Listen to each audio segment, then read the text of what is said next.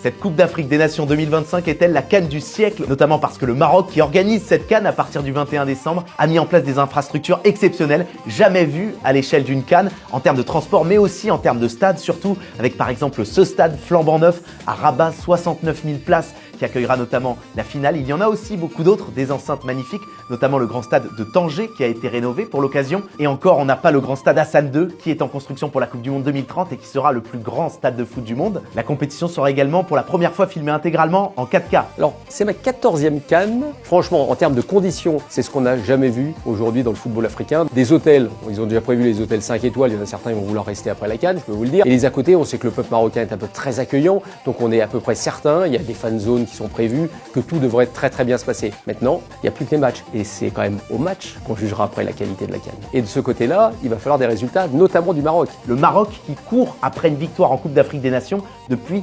1976, rendez-vous compte. C'est peut-être là le moment idéal à domicile, après une demi-finale en Coupe du Monde, avec une génération dorée, plusieurs victoires dans les tournois de jeunes. La CAN en Côte d'Ivoire est à mes yeux la plus belle CAN peut-être de l'histoire, parce qu'il y avait eu un scénario invraisemblable, avec une Côte d'Ivoire éliminée, humiliée à domicile par la Guinée équatoriale, et au final qualifiée et vainqueur. Donc ça crée un engouement absolument incroyable dans le public. Au Maroc, il y aura ce souffle-là dès le départ, mais il faut que les résultats soient là. Évidemment qu'une CAN, si le pays organisateur s'arrête tôt, c'est plus du tout la même chose. Donc ce qu'il faut, c'est aussi des résultats du Maroc. Mais attention, il y a beaucoup d'autres candidats. On arrive quand même dans la belle époque du football africain, un niveau très relevé, et notamment Maroc, Côte d'Ivoire, Sénégal, attention. Et puis ne jamais oublier Nigeria. Nigeria, c'est quand même l'équipe, vous savez, quand elle vient à la CAN, Nigeria, ils sont toujours présents. J'oublie le Cameroun, allez, on oublie leur petite aventure camerounaise, pas terrible. Et sinon pour le reste, depuis 2000, le maximum, c'est troisième.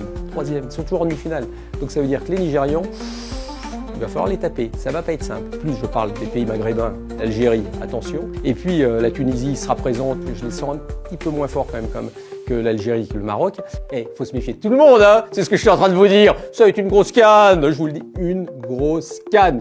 CAN du siècle, allez, on en reparle. Et à la fin de la CAN, je reviens et je vous dirai. Parmi les attractions, on suivra également, particulièrement en France, Lucas Zidane, qui devrait être titulaire dans les buts avec l'Algérie, lui qui joue en 2e division espagnole à Grenade. Alors allez-vous la suivre, cette Coupe d'Afrique des Nations, et qui voyez-vous la remporter? Dites-le nous en commentaire.